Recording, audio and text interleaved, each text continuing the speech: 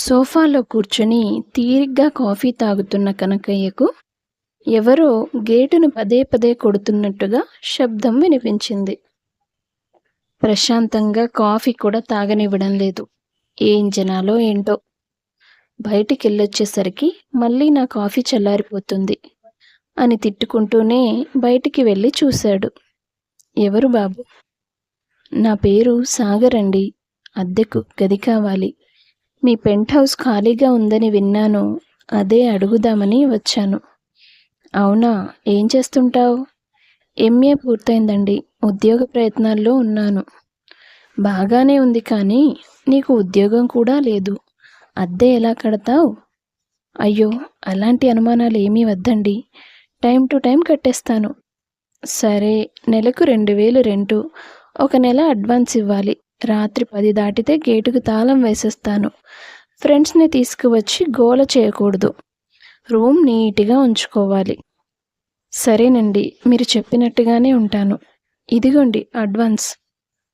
లగేజ్తో సహా వచ్చేసావన్నమాట. పద, రూమ్ చూపిస్తాను అని తీసుకెళ్ళాడు కనకయ్య. కనకయ్యకి 2 కొడుకులు. 2 ఉద్యోగాలు సంపాదించి వేరే ఊర్లలో స్థిరపడ్డారు. ఇక ఇంట్లో కనకయ్య, అతని భార్య రాజేశ్వరి చెల్లెలి కూతురు ప్రేమ ఉంటారు. పెద్దమ్మ పెద్దనాన్న దగ్గర ఉంటూ ఎంకాం చదువుతోంది ప్రేమ. ఆమెకు ఖాళీ సమయమంతా టెర్రస్ మీద గడపడం అలవాటు. అందువల్ల అక్కడే పెంట్ హౌస్లో ఉంటున్న సాగర్కు ఆమెకు పరిచయం ఏర్పడింది. కొద్ది రోజుల్లోనే వాళ్ళిద్దరూ మంచి స్నేహితులయ్యారు. ఏంటి సాగర్ గారు, ఈరోజు ఇంకా బయలుదేరినట్టు లేదు? ఏం చెప్పాలి ప్రేమగారు, ఆఫీస్ల చుట్టూ తిరిగి నా చెప్పులు అరిగిపోతున్నాయి, కానీ ఒక్క జాబ్కి సెలెక్ట్ అవ్వట్లేదు. నిరాశపడొద్దు సాగర్ గారు. ఈరోజు పెద్ద పెద్ద ఉద్యోగాలు చేస్తున్న వాళ్ళందరూ మీలాగా ఇలాంటి తంటాలన్నీ పడ్డవాళ్లే. ఆశను కోల్పోతే ప్రయత్నం మానేస్తాం. ప్రయత్నం లేకుండా ఫలితం ఎక్కడి నుంచి వస్తుంది చెప్పండి? మీ మాటలు వింటే ఎవరికైనా ఉత్సాహం వస్తుంది ప్రేమగారు. అలా వాళ్ళు మాట్లాడుకుంటూ ఉండగా ఎదురింటి నుంచి భవ్య ప్రేమ ప్రేమ అంటూ అరుస్తోంది. ప్రేమ టెర్రస్ పైనుంచి, ఏంటి భవ్య, ఏమైంది? నా రికార్డ్స్ కంప్లీట్ అవ్వలేదు. ఎల్లుండే కదా సబ్మిషన్. నీ రికార్డ్స్ ఇవ్వవా? చూసి త్వరగా రాసిస్తాను. సరే, నేను తెచ్చిస్తాను, నువ్వు ఇంట్లోకి వెళ్ళు. అలా వాళ్ళు మాట్లాడుకుంటుండగా సాగర్ కన్నార్పకుండా భవ్యను చూస్తున్నాడు. ఆమె చాలా అందంగా, మోడర్న్గా ఉంది. భవ్య ఇంట్లోకి తిరిగి వెళ్ళిపోతున్నా కూడా అతని చూపు ఆమె వైపే ఉంది. ప్రేమ వెనక్కి తిరిగి, ఏంటి ఆ అమ్మాయిని అంతలా చూస్తున్నారు? ఆహా, ఏమీ లేదు. సరే అయితే నేను వెళ్తున్నాను అని చెప్పి ఇంట్లోకి వచ్చేస్తుంది. ఆ అమ్మాయి ఎంత అందంగా ఉంది. తను మాట్లాడుతుంటే ఇంకా ఇంకా వినాలి అనిపిస్తుంది. ఎలాగైనా తనని పరిచయం చేసుకోవాలి అనుకున్నాడు. మరుసటి రోజు ఆదివారం కావడంతో ప్రేమ, భవ్య ఇద్దరూ కలిసి మార్కెట్కు బయలుదేరారు. అది గమనించిన సాగర్, ప్రేమగారు ఆగండి, మార్కెట్కి వెళ్తున్నారా? అవును సాగర్ గారు, మీకేమైనా కావాలా? తీసుకురమ్మంటారా? లేదు, నేను కూడా మార్కెట్కనే బయలుదేరాను. మీతో పాటు నేను కూడా ఆటోలో రావచ్చా? నాకు కాస్త ఛార్జీలు కలిసి వస్తాయి కదా. సరే రండి అంది ప్రేమ. భవ్య, ఇతను సాగర్, మా పెంట్ హౌస్లో అద్దెకుంటున్నారు. అలాగా, హాయ్ అంటుంది భవ్య. అలా మార్కెట్కి వెళ్ళొచ్చేలోపు ఏదో రకంగా భవ్యతో మాటలు కలుపుతాడు సాగర్. తర్వాత మెల్లమెల్లిగా ఆమెతో పరిచయం పెంచుకొని ఏదో వంకతో ప్రతిరోజు మాట్లాడుతూ ఉండేవాడు. కొద్ది రోజుల తర్వాత కనకయ్య, ఏమయ్యా సాగర్, నీ మాట నమ్మి ఇల్లు అద్దెకిచ్చాను. 2 నెలలుగా అసలు అద్దె ఇవ్వడమే లేదు. ఇలా అయితే గది ఖాళీ చేయాల్సి వస్తుంది చెప్తున్నా. అయ్యో వద్దంకుల్, 2 రోజుల్లో ఎలాగోలా అద్దె కట్టేస్తాను. ఆ రోజు సాయంత్రం సాగర్ తన స్నేహితులందరికీ ఫోన్ చేసి డబ్బులు సర్దమని బతిమాలుతున్నాడు. ప్రేమ అతని దగ్గరికి వచ్చి, సాగర్ గారు, ఇదిగో ఈ డబ్బులుంచండి. పెద్దనాన్నకి రేపు అద్దె డబ్బులు కట్టాలి కదా! అయ్యో ప్రేమగారు, మీరు డబ్బులు తేవడమేంటి? పర్వాలేదు సాగర్ గారు. రేపు మీకు ఉద్యోగం వచ్చాక వడ్డీతో కలిపి ఇచ్చేద్దురు కాని అంటూ బలవంతంగా అతని చేతిలో డబ్బులు పెట్టి వెళ్ళిపోయింది.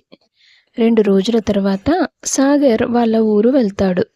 అలవాటు ప్రకారం రోజులాగే ప్రేమ డాబాపైకి వచ్చింది. చాలాసేపటి వరకు అటూ ఇటూ తిరుగుతూ కాలక్షేపం చేసింది. అయినా సరే తనకు ఏమీ ఊసిపోవట్లేదు. మాటిమాటికి పెంట్ హౌస్ వైపే చూస్తోంది. ఏంటిది? టెర్రస్పై కాసేపు గడిపితే ఎప్పుడూ నాకు ప్రశాంతంగా అనిపించేది. ఇవాళ ఇంత బోరింగ్గా ఉందేంటి? సాగర్ గారి మాటలకు నేను బాగా అలవాటు పడిపోయినట్టున్నాను. ఒక్కరోజు ఆయన కనబడకపోతే మనసంతా ఏదోలా ఉంది అనుకుని ఇంట్లోకి వెళ్ళిపోయింది ఆమె. 2 రోజుల తర్వాత తను కాలేజీకి వెళ్ళొచ్చేసరికి దండెంపై ఆరుతున్న సాగర్ బట్టలు కనిపించాయి. అంతే, ఆమె మనసు గాల్లో తేలిపోయింది. ఇంట్లోకి కూడా వెళ్లకుండా నేరుగా డాబాపైకి వెళ్ళింది. హాయ్ సాగర్ గారు, ఎప్పుడొచ్చారు? 2 గంటలవుతుంది వచ్చి. అవునా? ఇంట్లో అంతా ఎలా ఉన్నారు? అందరూ బానే ఉన్నారు ప్రేమగారు. మీరేంటి ఏదో కొత్తగా కనిపిస్తున్నారు? నేనా? అదేం లేదు. ఓకే, నేను ఫ్రెష్ అయి వస్తాను అని చెప్పి కిందకు వచ్చేసింది. పెద్దమ్మా, పెద్దమ్మా! ఏంటమ్మా, ఏమైంది? అంటూ ఎదురొచ్చింది రాజేశ్వరి. ఇవాళ నేను చాలా హ్యాపీగా ఉన్నాను. అందుకే నా చేత్తో ఏదైనా స్వీట్ చేయాలనుకుంటున్నాను. ఏమ్మా, కాలేజీలో ఏదైనా బహుమతి ఇచ్చారా? అలాంటిదే పెద్దమ్మా. సరే, స్నానం చేసి నీకేం కావాలో తయారు చేసుకో. ప్రేమ ఎంతో ఇష్టంగా పాయసం చేసి ఇంట్లో వాళ్ళకి పెట్టింది. పాపం ఆ మేడ మీద కుర్రాడు ఏం వండుకుంటాడో ఏం తింటాడో కూడా తెలియదు. కాస్త పాయసం అతనికి ఇచ్చేసి వస్తాను అంది రాజేశ్వరి. నువ్వెందుకులే పెద్దమ్మా, మళ్ళీ మోకాళ్ళ నొప్పి అంటావు. ఎలాగో నేను చదువుకోవడానికి డాబాపైకి వెళ్తాను కదా, నేను ఇచ్చేస్తానులే. సరే. తను ఎంతో ఇష్టంగా చేసిన పాయసాన్ని బాక్సులో తీసుకెళ్ళి సాగర్కిస్తుంది ప్రేమ. ఏంటి ప్రేమగారు విశేషం? పాయసం తీసుకొచ్చారు? ఇవాళ నాకు కొత్త విషయం తెలిసింది సాగర్ గారు. మనసు ఆనందంతో ఉప్పొంగిపోతుంది. అవునా? ఏంటా విషయం? అడిగాడు సాగర్ ఆసక్తిగా. నేను మిమ్మల్ని ప్రేమిస్తున్నాను సాగర్ గారు. బహుశా మీరు ఊరు వెళ్ళకపోయి ఉంటే ఇప్పట్లో నాకు ఈ విషయం అర్థమై ఉండేది కాదు. మీరు తిరిగి వచ్చారని తెలిసాక నా ప్రమేయం లేకుండానే నా పాదాలు మెట్లెక్కి పైకొచ్చేశాయి. మిమ్మల్ని చూసిన క్షణంలో నేను పొందిన ఆనందం ఇంతకు మునుపెన్నడూ ఎరుగనిది అని మనసులో అనుకుంటూ ఉంటుంది ప్రేమ. ప్రేమగారు, ఏమైంది? ఏం మాట్లాడరే? ఏం లేదు సాగర్ గారు, సమయం వచ్చినప్పుడు చెప్తానులేండి. ఇంతకీ పాయసం ఎలా ఉంది? ఇవాళ మీ మొహంలో కనబడుతున్న వెలుగులా అద్భుతంగా ఉంది. ఏమైనా మిమ్మల్ని పెళ్లి చేసుకోబోయే వ్యక్తి అదృష్టవంతుడే. చాలా రుచిగా వంటలు చేస్తారు మీరు. ఆ తర్వాత రోజు నుండి సాగర్ ఇంటికి రాకముందే అతని బట్టలన్నీ ఉతికేసేది. గదంతా నీటిగా సర్దిపెట్టి ఇంట్లో నుండి కొన్ని సామాన్లు తీసుకొచ్చి సాగర్కి నచ్చిన వంటకం ఏదో ఒకటి చేసి సిద్ధంగా ఉంచేది. అయ్యో ప్రేమగారు, మీరు నా కోసం ఇవన్నీ చేయడం ఏంటి? పర్వాలేదులేండి. మీరు రోజంతా ఉద్యోగం కోసం ప్రయత్నం చేసి అలసిపోయి వస్తున్నారు. మళ్ళీ వచ్చాక ఈ పనులన్నీ ఏం చేసుకుంటారు చెప్పండి. నా బెస్ట్ ఫ్రెండ్కి నేను ఆ మాత్రం సాయం చేయడంలో తప్పేం లేదులేండి అంది ఆమె. మీలాంటి ఫ్రెండ్ దొరికినందుకు నిజంగా నేను లక్కీ అని చెప్పాలి ప్రేమగారు. ఓ రోజు సాగర్ బయట నుంచి వచ్చే సమయానికి ప్రేమ డాబాపై కూర్చొని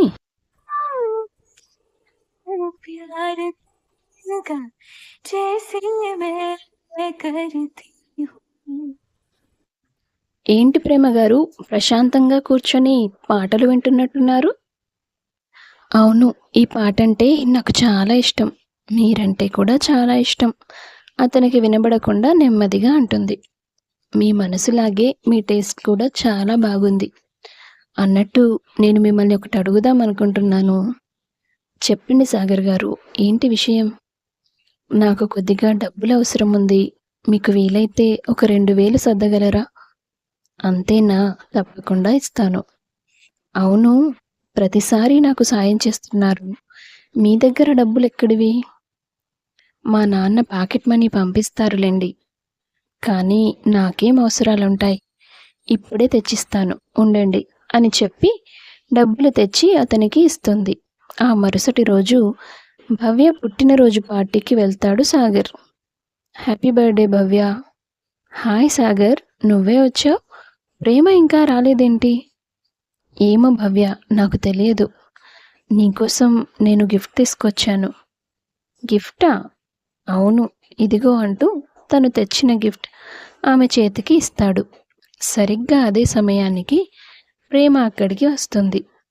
భవ్య ఆ గిఫ్ట్ ఓపెన్ చేసి, వావ్ సాగర్, వైర్లెస్ బ్లూటూతా? నిజంగా చాలా బాగుంది. ఇది తీసుకోవాలని నా మనసులో కూడా ఎప్పటి నుంచో ఉంది. I'm so impressed with your gift. I like you very much అంటుంది. వాళ్ళ సంభాషణ పూర్తిగా విన్న ప్రేమ, అంటే సాగర్ నా దగ్గర డబ్బులు అడిగింది భవ్యకి గిఫ్ట్ ఇవ్వడం కోసమా అనుకుంటుంది మనసులో. హే ప్రేమ, అక్కడే ఆగిపోయావేంటి? లోపలికి రా, కేక్ కట్ చేయాలి. అలా కాసేపు వాళ్ళందరూ కలిసి పార్టీని ఎంజాయ్ చేస్తారు. పార్టీ నుంచి తిరిగి వెళ్ళిపోతున్నప్పుడు, సారీ ప్రేమగారు, నేను భవ్యకి గిఫ్ట్ ఇవ్వడం కోసం మీ దగ్గర డబ్బులు తీసుకున్నానని తప్పుగా అనుకుంటున్నారా? చచా, అలాంటిదేం లేదు సాగర్ గారు. నాకు తను మొదటి చూపులోనే నచ్చేసింది. తనని సంతోషపెట్టడానికి ఎప్పుడూ ఏదో ఒకటి చేయాలనిపిస్తూ ఉంటుంది. అందుకే నా పరిస్థితి బాలేకపోయినా తన పుట్టినరోజు నాడు ఏ బహుమతి ఇవ్వకుండా ఉండలేకపోయాను. మీరు చూసారా, నేను ఇచ్చిన గిఫ్ట్ తనని ఎంతగానో ఇంప్రెస్ చేసింది. ఆ సాగర్ గారు, అవును. అంటే మీరు? అవును ప్రేమగారు, నేను మీ ఫ్రెండ్ భవ్యను ఇష్టపడుతున్నాను.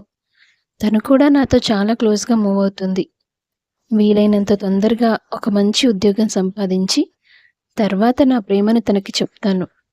తను ఖచ్చితంగా ఒప్పుకుంటుంది, నాకు తెలుసు. అవును, తప్పకుండా ఒప్పుకుంటుంది. మిమ్మల్ని ఎవరు మాత్రం కాదనుకోగలరు? సరే, నేను ఇంట్లోకి వెళ్తాను.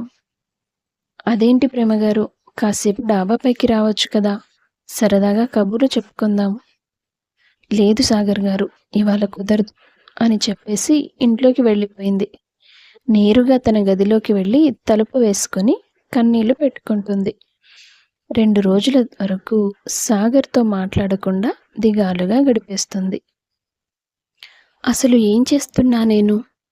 ఒక మనిషిని ప్రేమించడం అంటే తన సంతోషాన్ని ప్రేమించడమే కదా.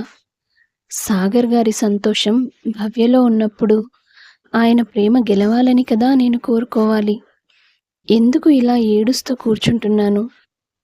ఎంతవరకు ఆయన నా కళ్ళ ముందుంటారో అంతవరకు నేను ఆయనకి నా వల్ల అయినంత సహాయం చేయాలి. అప్పుడే నాకు సంతృప్తి అనుకుని మళ్ళీ సాగర్తో మామూలుగా ఉండడం మొదలుపెట్టింది. ఓ రోజు సాగర్ చేతిలో స్వీట్ బాక్స్ పట్టుకొని సంతోషంగా కనకయ్య ఇంట్లోకి వచ్చి వాళ్ళందరికీ మిఠాయిలు పంచుతాడు. ఏంటి సాగర్ గారు, ఈరోజు మీ కళ్ళల్లో ఇంత సంతోషం? అయ్యో ప్రేమగారు, ఈరోజు ఇంటర్వ్యూలో నేను సెలెక్ట్ అయిపోయాను. నాకు జాబ్ వచ్చేసింది. ఓ అవునా, మంచి న్యూస్ చెప్పావయ్యా సాగర్. ఇకపై నా అద్దెకు ఎలాంటి ఇబ్బంది ఉండదు. పెదనాన్న ఇప్పుడు కూడా ఎందుకు అతన్ని అలా ఏడిపిస్తారు? కంగ్రాచులేషన్స్ సాగర్ గారు అని అని అభినందనలు తెలిపింది ప్రేమ.